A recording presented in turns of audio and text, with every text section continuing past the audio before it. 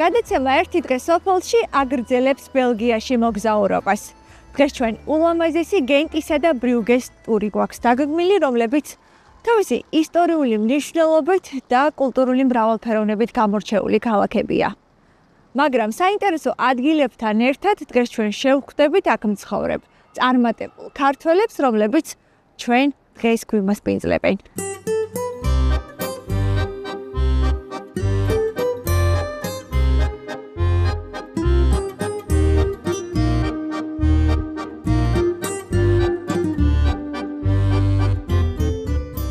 საინტერესო ევროპული სოფლების მონახულების შემდეგ წინ საახალწლო განწყობის შესაქმნელად ულამაზეს გენტსა და ბრიუგეს ვესტუმრეთ. აქ წასვლა ჩვენმა მასპინძელმა დავით მინდიაშვილმა შემოგთავაზა, რომელიც ბელგიაში 7 წელზე მეტია ცხოვრობს და საქართველოდან ჩასულ ტურისტებს ემსახურება.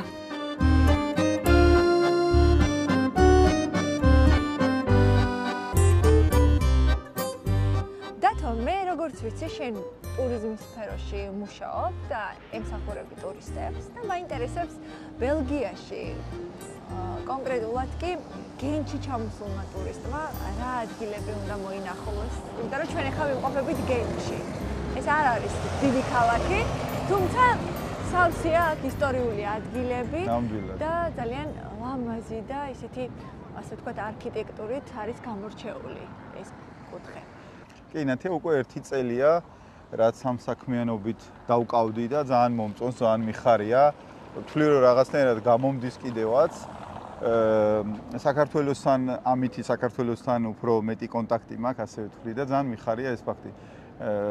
ბელგიაში ჩამოსული ტურისტი, რა თქმა უნდა, იწყებს ბრიუსელით, თუმცა ჩვენი ბრიუსელის შემდეგ პირველი ქალაქი ყოველთვის არის გენტი.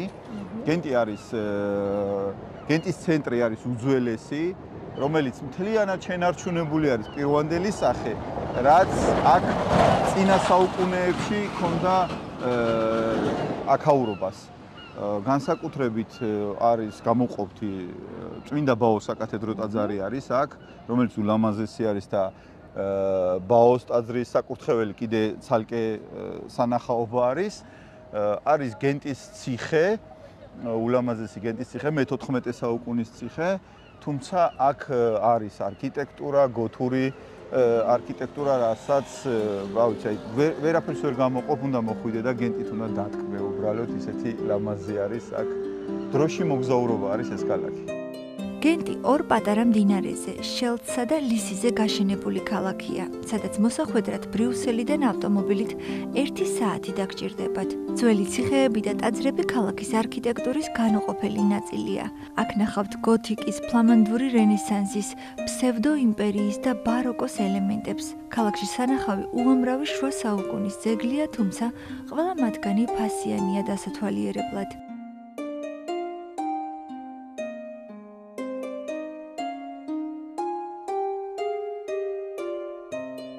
სხვა საინტერესო ადგილებთან ერთად ულამაზესი სანახავია წმინდა ბაოს ტაძარი, რომელიც ეკუთვნის რომის კათოლიკურ ეპარქიას.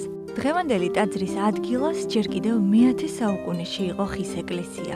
მოგვიანებით მე-11 საუკუნეში გადაკეთდა რომაული სტილით, ხოლო მე-14 საუკუნიდან გოთური სტილით. ტაძრის ყველაზე ცნობილი რელიკვიაა გენტის საკურთხეველი, რომელიც მოხატულია ძმების ვან ეიეკების მიერ, რომლებიც ადრეული ფლამანდური რენესანსის აღიარებული ოსტატები იყვნენ.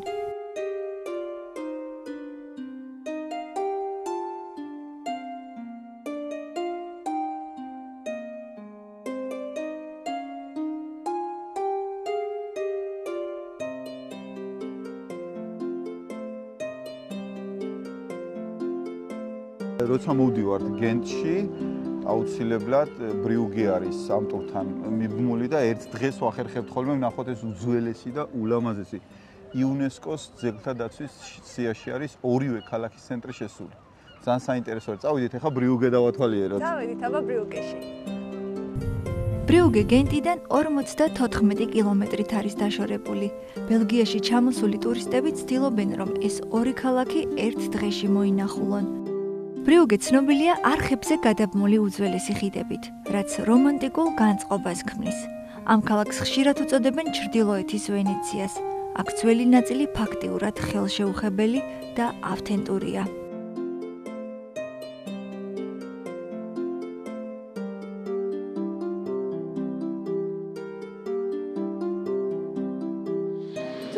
ბრიუგეს ისტორიულ ნაწილში გაისეირნებთ, დიდი დრო არ დაგჭირდებათ ქალაქის მთავარ მოედანზე მოსახვედრად. აქ არის თავმოყრილი მსოფლიოს კულტურული მემკვიდრეობის ძეგლები, რომლებსაც UNESCO იცავს. აი, ამ ადგილს შეხვედრების ადგილსაც ეძახიან და აქედან იწყება ბრიუგეს მიმართულებით დაუვიწყარი ტური. ასე რომ, გამოვყევით.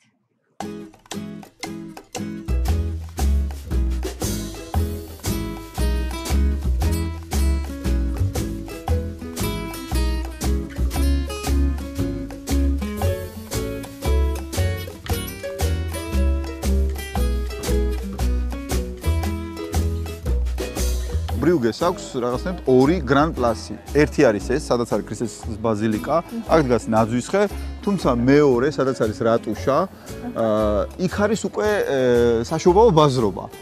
ამ ყველაფრის შესახებ ჩემი მეგობარი, ქართველი გოგო, ბრიუგეში სწავლობდა, დიდი ხანია უკვე აქ ცხოვრობს. მაკა მოგვიყვება. და დარწმუნებული ვარ, ყველაფერს გვაჩვენებს, დაგვათვალიერებინებს და რაც მთავარია, ვნახავთ საშობაო ბაზრობას. დიახ. აი ნათია მაკაც აქვე არის. მაკა როგორ ხარ? გამარჯობა. სასიამოვნოა. როგორ ახართ? კარგად, როგორ ხარ? გაიხარეთ, მიხარია რომ გაგიცანით და დაგვათვალიერებთ ბრიუგეს ისე საფუძვლიანად. მე ვარ მაკა ბასილაშვილი, ვარ 34 წლის. მაკა ბასილაშვილი ბელგიაში საცხოვრებლად 11 წლის წინ ოჯახთან ერთად ჩამოვიდა. განათლება იურიდიული მიმართულებით მიიღო და მალევე დასაქმდა როგორც იურისტ მენეჯერი, პარალელურად თარჯიმნად მუშაობს. მოსწონს ყველაფერი, რაც ამ ქვეყანას უკავშირდება და ცდილობს საყვარელი ქალაქის შესახებ ბევრ ქართველ მეგობარს უამბოს.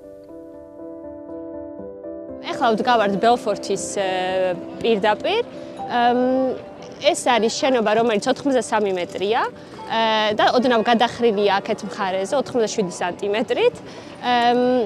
ეს იყო თავიდან მე-12 საუკუნემდე იყო ხის შენობები, რომლებიც განკუთვნილი იყო კომერციული ვაჭრობისთვის, ანუ გადახურული, მაგრამ მე-12 საუკუნეში, როდესაც უფრო ფუფუნება განიცადა ქალაქმა, გადაწყვიტეს, რომ აეშენებინათ აგურის შენობა და ასევე შუაში ის ნაწილი თავიდანვე მე-12 საუკუნეში ააშენეს.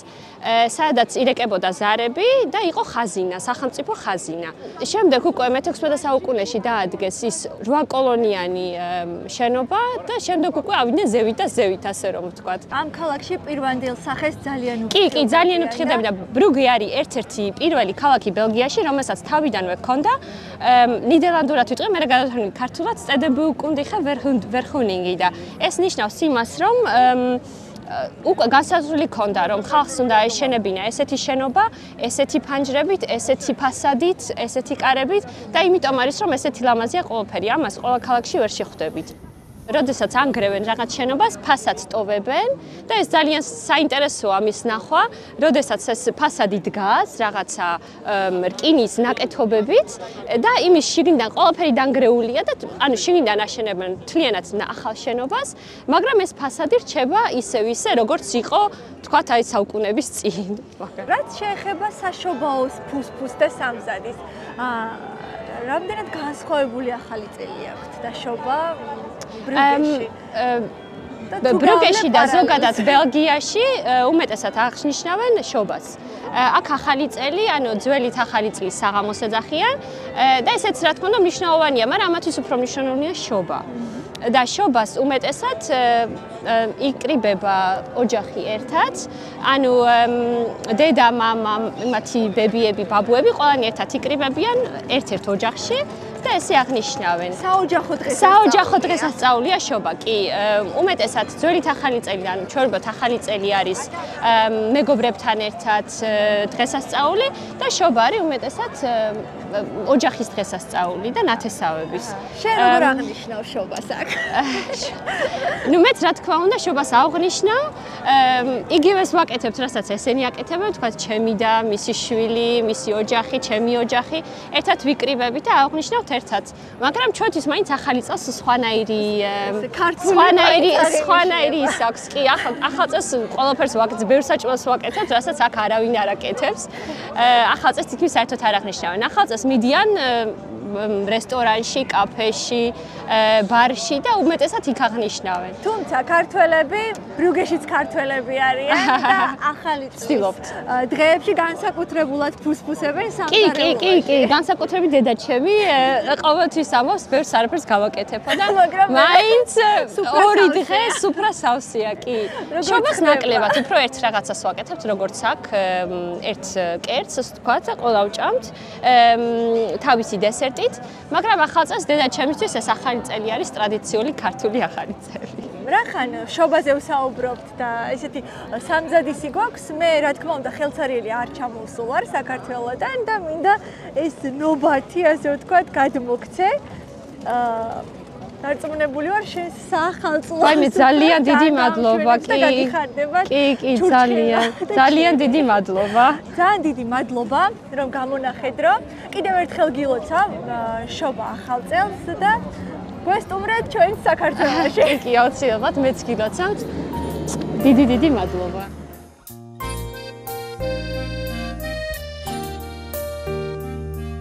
ბრიუგე ის ქალაქი არ არის, სადაც ტრადიციული ევროპული შოპინგისთვის ჩადიან. ბრიუგე ცნობილია ლუდითა და შოკოლადით. ისტორიულ ცენტრში მრავლადაა კაფეები და მაღაზიები, სადაც შოკოლადსა და ლუდს შემოგთავაზებენ.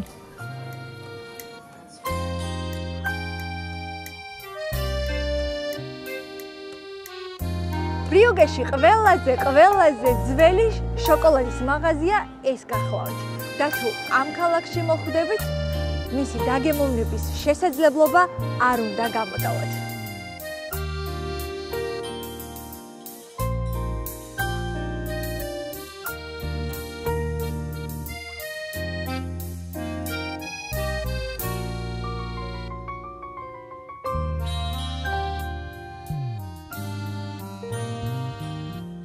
Can I help you, Georgia? Yes. Okay. Choose. I want to buy. დიახ, მინდა შევარჩიო ძალიან გემრიელი და ამასთანავე პოპულარული შოკოლადი. ხომ დამეხმარებით? Yes, for sure. რა თქმა უნდა. შეგიძლიათ 5 ევროთ აიღოთ პატარა ყუთი და აირჩიოთ დახლიდან ნებისმიერი შოკოლადი თქვენი გემოვნებით. ამ ყუთებში კი მოთავსებულია 15 ყველაზე პოპულარული შოკოლადი. Okay.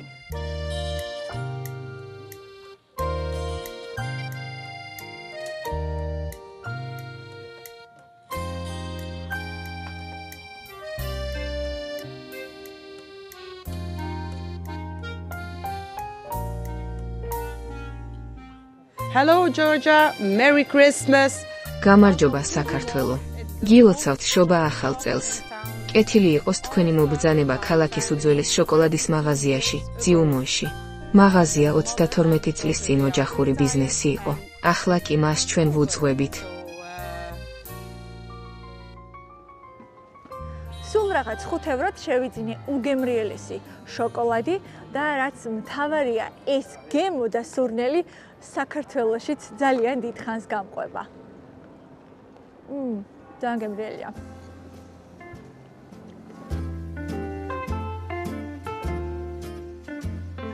ბრიუგე პატარა ქალაქია, სადაც არ უნდა გამოიყენოთ ტრანსპორტი. ფეხით სეირნობისას კი ძალიან ბევრ საინტერესო ადგილს წააწყდებით და თუ გაგიმართლებთ ჩემსავით, უგემრიელესი სტეიკის რესტორანს მიაგნებთ. დაკარგული კუთხე. ასე ითარგმნება ქართულად ამ რესტორნის სახელწოდება, სადაც თურმე ნამდვილი ბრიუგელები დადიან.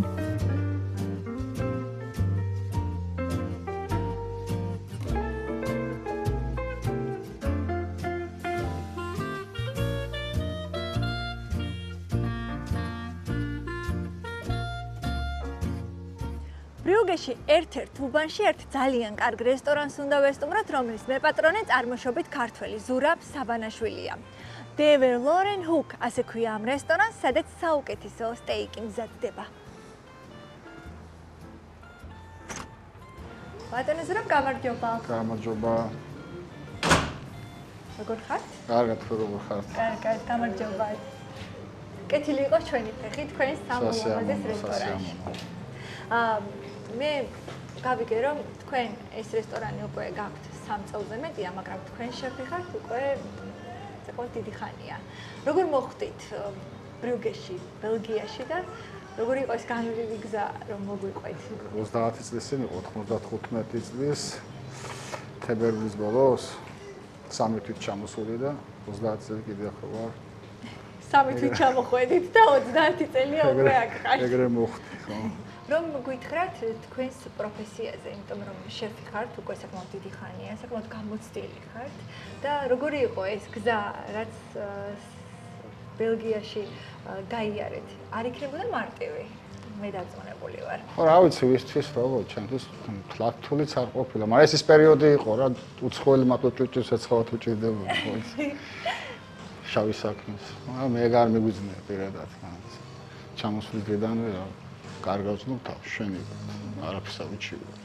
საბუთის პრობლემები რო მქონდა წლების განმავლობაში, ხო, საბუთის რაღაცა ხაღალდი რომ მოწევ წასულიყავი, გუშინ ყველაზე ადულად ვიპოვე ეს წავედი ჭურჭელი მოდ დამერეცხა და ეს ჭურჭლის დარეცხვა და დავიწყე შევხელე რაღაცა ბიჭები რაღაცა სუფთად კარგად აკეთებენ მუშაობენ მომეწონა რაღაცა მე თქვენც კარგად გამოგივიდათ შეძენით შევხედე ხო რა რაღაცა შევყევი მაგრამ ამათ როგორ მომაჯობია და დღეს უკვე ამ რესტორნის მფლობელი ხარ. ხო, რა ვიცი, რესტორნის მფლობელი ერთი, მაგრამ ისა, ასაც ვაკეთებ ბედნიერი ვარ, იმით რომ მიყვარს ჩემი საქმე და გამომდის.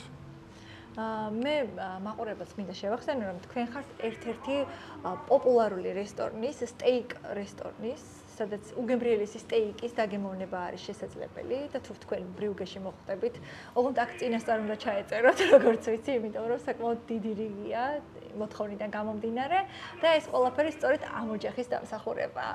თქვენ შესახებ რო გითხრათ, მეუღლეც საქართველოში გაიცანე თუ აქ გაიცანე? მეუღლე საქართველოში გავიცანე, დასასვენებლად ვიყავი ჩასული. ჩვენ საერთო მეგობრები გვყავს ბევრი და საერთო მეგობრებით საშუალებით გავიცანე. ჩვენი სესილიას ნათლია, ჩემი მეგობარიც იყო და მაიკოს მეგობარიც. მე გავარკვიე თუ ჩვენი მშობლები, დედები უფრო მეგობრობდნენ. ბავშვობაში თუ ახალგაზრდობაშიც მეგობრები ყოფილან, რა ვიცი. ყველაფერმა ერთად ხელი შეგვიწყო, რომ ჩამოიყვანეთ უკვე აქ. კი, გადამოვაფრინე. რამდენად იოლი იყო აქაური ცხოვრების წესის, ასე ვთქვათ, შეგუება და ხო არ გაგიჭირდათ? პირველი წლები ყოველთვის რთულია. მერე უკვე შენახვის რო პოულობ ოჯახი, სახლი, საქმე უკვე ყოველთვის კარგად. არც არის მაგას. არც არის. ხო, მართლა აღარ გაქვს დრო რო იფიქრო რომ სად მინდა როგორ მინდა. აქ ისეთ ქალაქში ცხოვრობთ, რომ ამ პატარა ქალაქში მარტო 670 რესტორანია. გასტრონომიის ევროპაში ერთ-ერთი გასტრონომიის ერთ-ერთი ცენტრია, იმიტომ ამ პატარა ქალაქს ძალიან ბევრი მიშელანის ვასლავის რესტორნები აქვს. ყავს. და ბევრი ცნობადი რესტორნები არსებობს და ძალიან რთულია ამ ქალაქში რესტორნების თემაში კონკურენცია. თუმცა თქვენ ეს შეძელით, რომ დაიმკვიდრით. ამე არ შეძელები უკვე სხვა საკითხია ხომ. გაქვთ უკვე შესული ხართ სახელმწიფოში არ ვართ. და მინდა რომ მოვამზადოთ დღეს ის სტეიკი, რომლის დასაგემოვნებლათაც აქ ძალიან ბევრი ადამიანი მოდის, გსტუმრობთ და რომ გავსინჯოთ ჩვენც და უკვე ვნახოთ, ასე ვთქვათ, თქვენი შესაძლებლობები უფრო ახლოდან.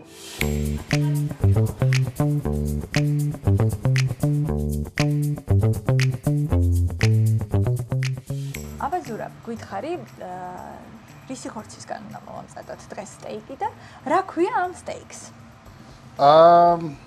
ეს საქონლის ხორცია, თქმა უნდა. და ქვია მაზურა, უფრო სწორედ. მაზურა, ჩემი სახელი ხო ზურაა, ხო? ხო, და ეს ხორციც რაღაცა ეს ორი კვირის წინ აღმოვაჩინე. ჩრდილოეთ პოლონეთში არის ერთ-ერთი მაზურია ტბა ქვია, დიდი ტბა არის, სადაც ეს ცხოველები, ყავისფერი ძროხები, ეს ძროხები ბალახს ჭამენ, ამ ჰაერითი კვებებია ყველაფერი და ამ ტბის ირგვლივ ტრიალებს ეს თემა რა ძროხების თემა. მე ამ საქონელს აგზავნიან იტალიაში აძველებენ და ორი კვირის წინ ბელგიაში პირველი ვიყავით, ვინც ჩამოატანინეთ ეს ხორცი აქამდე და ამ ხორცზე ექსკლუზივი გვაქვს. მასულიაში ბრიუგეს 25 კილომეტრის ადრეში. ვერავინ გაყიდი ჩვენსგან. ვაუ. ხო და მაშინ აბა დავიწყეთ როგორ მზადდება. თან რესტორანზე რომ მიამბოთ, როგორც ვიცი, როგორ აი და დაძველებული არის სადღაც 50-დან 60 დღემდე. 50-დან 60 დღემდე. ხო. თავარი ის არის, რომ დაძველებული ისე უნდა იყოს, რომ ხორცს რომ მოიჭრით, თვითონ ეს წყლის და სისხლის ეფექტები არ უნდა ქონდეს ხორცს. იყოს შესამჩნევი. ხო, და ეს კარგად არის დაძველებული. ეს არის ალბათ კარგი სტეიკის მომზადების აუცილებლობა. ჩვენთვის ძირითადად რა ვთქვა, დაძველებული ხორცი ვეჩემილია ჩამოვყიდო, გამოვაშო. ეგეთ დაძველებული ხორცებზე არ მუშაობ. ჩვენ მუშაობ განსხვავებულ სელექციებზე, ან განსხვავებულ ჯიშებზე, რომელიც არის მაგალითად აი კაჩენა, პორტუგალიას, გალიშიასაც არის. იმდენად იშვიათია თვითონ ძროხის თვითონ ძროხები არ არის ბევრი რა ფიზიკურად, რაც არის პორტუგალიიდან მოდის, მაგრამ პორტუგალიაში ფიზიკურად ვერ იყიდი, იმიტომ რომ პორტუგალიელებისთვის ძვირიანი თემაა და უფრო ჩრდილოეთ ევროპის ქვეყნებში იყიდება. და რაღაცებზე მუშაობ განსხვავებულ სელექციებზე. რა ეს არის ერთ-ერთი განსხვავებული სელექცია, რომელიც ჩვენამდე მოვიდა რა, ნახოთ აბა რა გამოვიდა. ნახოთ. გამარჯვება დავაყრით.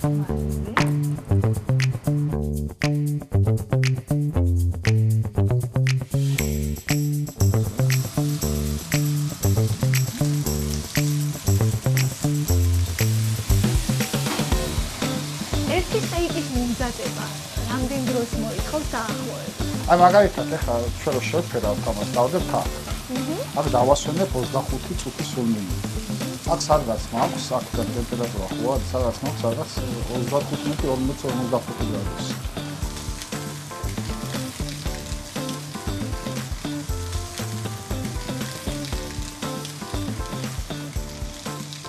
ამის შემდეგ აბრუნებ ისევ? ისე ვაბრუნებ, ერთ-ორ სამდე ვბრუნდები ხორცს, ვაბრუნებ და ისე უკან ვდებ რა.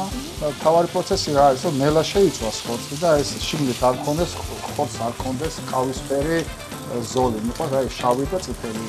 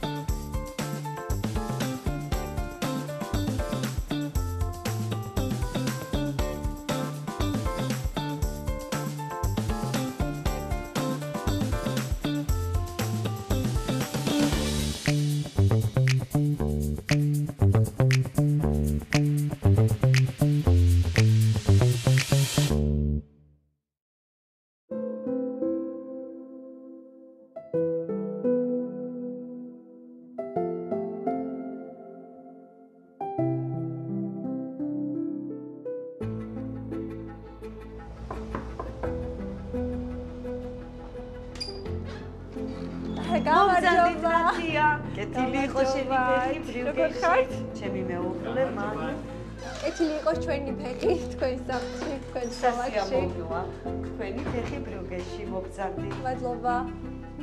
ბრიუგეს ცენტრში დგას უძველესი სახლი, სადაც წარმოშობით ქართველი მაკა კურატიშვილი თავის ბელგიელ მეუღლესთან ერთად ცხოვრობს. ისინი 14 წლის წინ დაქორწინდნენ და ტურიზმის სექტორში ერთობლივად გააგრძელეს საქმიანობა. როგორც გვითხრეს, მსგავსი არქიტექტურის და სიძველის სახლი ბრიუგეში სულ 2-ია. სახლი ემანუელის მშობლებმა 21 წლის წინ შეიწინეს და ყველა ოთახს პირვანდელი სახე შეუნარჩუნეს. აქ მოსულ სტუმარს მასპინძლები დროში მოგზაურობას და უძველესი ნივთების დათვალიერებას ჰპირდებიან. თვითონ სახლი არის გარეთ ფასადი არის მე-16 საუკუნის. შიგნით არის უკვე მე-18 საუკუნეში ეს ყველაფერი გაკეთებული. წყვილი ცხოვრობდა მე-18 საუკუნეში, აი აქ რომ ხედავთ, ეს წყვილი არის სხვადასხვა დროს გადაღებული, ის უფრო ახალგაზრდა, აქეთ უფრო ახალგაზრდა, აქეთ უკვე ცოტა ზრდასრულები და ესეც იგივე სურათები ოღონდ სხვებთან ერთად გადაღებული. ანუ მათი ცხოვრების ეპიზოდებია აქ? კი, ეს მოყავდა მხატვარი და ეს არის მხატვარი. ეს ნახატები შექმნილია ფრანგი მხატვრის მიერ მე-18 საუკუნეში. აი ამ კედელს რომ უყურებთ, აქვე შესაძლებელია ნახოთ თუ როგორი იყო იმ პერიოდის ცხოვრების სტილი. მთელი სახლი რომანტიული ნახატებითაა სავსე, რაც ძალიან სასიამოვნო სანახავია. რაც შეეხება სახლის ფასადს, ის მე-16 საუკუნით თარიღდება და ყველაფერს პირვანდელი სახე შეუნარჩუნეთ. მხოლოდ ფერები შევცვალეთ და განვაახლეთ. ასეთი ძველი სახლი ბრიუგეში ორმა ოჯახმა შევინარჩუნეთ.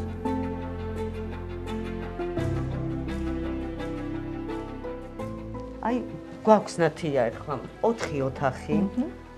დილის საუზმეს ვამზადებთ ამ სამზარეულოში. აქ არის ძველი ელემენტები, თითქმის შენარჩუნებული და ყველაფერი არის მოქმედებაში.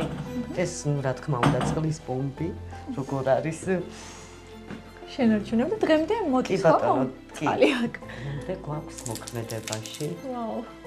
აქ ვამზადებთ კრუასანებს, ვაცხობთ. აბსოლუტურად ყველაფერი ძველი შენარჩუნებული. ეს არის მე-16 საუკუნის დაბლა რაც აგია და ეს ღუმელის ხო? ღუმელი არა, უკვე მე-18 საუკუნის არის. ესეც ძველი შენარჩუნებული, ну, რაღაცა ძველი ელემენტები შევინარჩუნეთ, რაც შეიძლებოდა მეტი. მე როგორც ვიცი თქვენ იღებთ სტუმრებს და გაქვთ ასე ვთქვათ საოჯახო ტიპის სასტუმრო. დიახ, 4 ოთახი გვაქვს, თუ გნებავთ დაგათვალიერებინებთ ოთახებს. მოგზანდით ნათია. აი ეს არის ზუსტად ჩვენი 4 ოთახიდან ერთ-ერთი, რომელიც აი ვეცადეთ, რომ ყველანაირი სიძველე შეგვენარჩუნებინა. თუ აკვირდებით, რაღაცა აი უფრო რაღაცა მეტი შარმი აქვს და ბრიუგესაც უხდება ეს ყველაფერი, ეს სიძველე რაღაცა შენარჩუნებული. და ეს არის საძინებელი, რომელიც ეს არის საძინებელი, დიახ. რაღაცა ისეთი იყო გაპრული. იფიქრებ, რომ მართლა დროში დაბრუნდი. ნამდვილად, ხო. უძველესი სახლი მდებარეობს ბრიუგეს ცენტრში, რაც მთავარია. ცენტრი, გული, ბრიუგეს გული. სადაც მასპინძელი დაგხვდებათ ქართველი. მოგზანდი. ქალბატონი მაკა, რომელიც ამ საინტერესო ისტორიას დიდი სიხარულით გიამბობთ და რაც მთავარია ქართული სტუმართმოყვარეობით. დილის საუზმეც კი. განთქმულია ჩვენი დილის საუზმე, ასე რომ არც სხვა დროს აკლია ბრიუგეს ტურისტები, თუმცა განსაკუთრებული ხალხმრავლობა აქ მაინც შობა ახალი წლის პერიოდში შეინიშნება. მიუხედავად იმისა, რომ ბრიუგელებისთვის შობა ნამდვილი ოჯახური დღესასწაულია, აქ ჩამოსული ტურისტებისთვის მთავარ მოედანზე საშობაო ბაზრობები იმართება, სადაც ქალაქის სტუმრები სხვადასხვა სასმის და ტკბილეულს აგემოვნებენ, მიირთმევენ გემრიელად და სამახსოვრო სუვენირებს ყიდულობენ. მე გერმანიიდან ვარ. შობას 25 დეკემბერს ყოველთვის ოჯახის წევრებთან ერთად აუნიშნავ. თუმცა წელს შობას ბრიუგეში შევხვდები და ვფიქრობ, აქ ძალიან მომეწონება. Alors, on vient de France. საფრანგეთიდან ვარ, სამხრეთ საფრანგეთიდან. ვამზადებთ ნუგას. აქ საშობაოდ ჩამოვედით, როგორც ყოველ წელს. უკვე 10 წელია ნუგას ვამზადებთ თაფლით, ნუშით და შაქრით. გვაქვს სხვადასხვა ტკბილეულიც, კალისონი, ხილის ტკბილეული და ასე შემდეგ. ბედნიერი შობა ახალი წელი. ყველას აქ გელოდებით. On vous attend ici. ეს არის ერთ-ერთი ტრადიციული შოკოლადი, კალისონი, ასე ეძახიან აქ, რომელსაც საშობაო ბაზრობაზე ხშირად შეხვდებით და თუ თქვენ ბრიუგეში მოხვდებით, ეს შოკოლადი აუცილებლად უნდა დააგემოვნათ.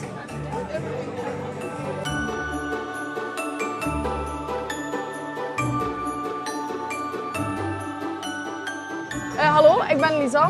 გამარჯობათ, მე ვარ ლიზანი და დღეს მუშაობ ბრიუგეს საშობაო ბაზრობაზე. ჩვენ ვყიდით სასმელ ჯენევერს, მაგრამ ასევე გლინტვეინს და ცხელ კაკაოს. ყველაზე პოპულარული ჯენევერი ამარეტოსია და ასევე ვანილიც დიდი პოპულარობით სარგებლობს. ჩვენ გვაქვს ასევე ხილის ჯენევერი, მაგრამ ჯენევერთან ერთად კაკაოც ძალიან მოთხოვნადია. შობა ჩვენთვის ძალიან მნიშვნელოვანია, ეს ყველასათვის ოჯახური დღესასწაულია. ამასთან ზრუნავს საშობაო ბაზრობა, საშობაო აურაზე და ხალხის კარგ განწყობაზე. სასიამოვნო შობას გისურვებთ.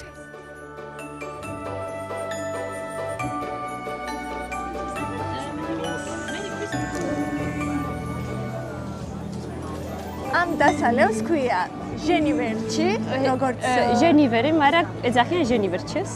დიახ, რომელიც არის ძალიან პოპულარული საშობაო ბაზრობაზე, ვინც აქ მოდის, ყველა სწავს. და ჩვენ ახლა შევარჩიეთ ამარეტოსი და მოკლედ თუ ბრიუგეში მოხვდებით საშობაო ბაზრობაზე, აუცილებლად უნდა მიირთვათ ამარეტო. ამარეტოს ჟენივერი. ამარეტოს ჟენივერი. კი. Merry Christmas. Merry Christmas. ბედნიერი შობა ახალი წელი.